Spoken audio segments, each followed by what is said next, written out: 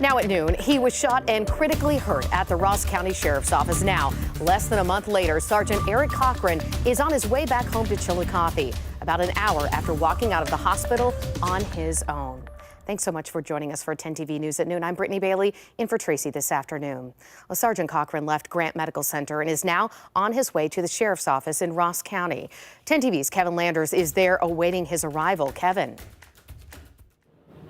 Well, good afternoon. This is such an uplifting story here for not just Chillicothe, but for the entire state of Ohio. We're in downtown Chillicothe across from the Sheriff's Office, and downtown is covered in blue ribbons as a sign of support for Sergeant Eric Kocheran. Let me just step aside, and you can see all the people here. You're looking at members of the Sheriff's Department who are outside awaiting the procession from Grant Hospital that will take him right past the Sheriff's Department where he was shot back on November 17th.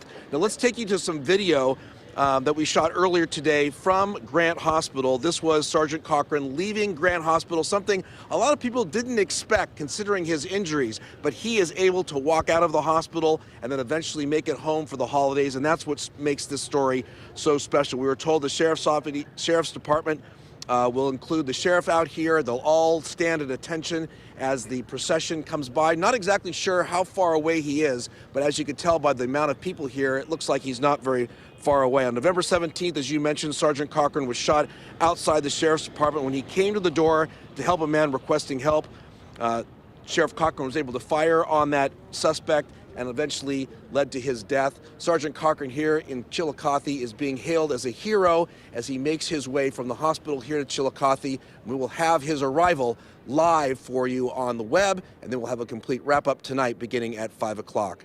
Reporting live from Chillicothe, Kevin Landers, 10 TV News.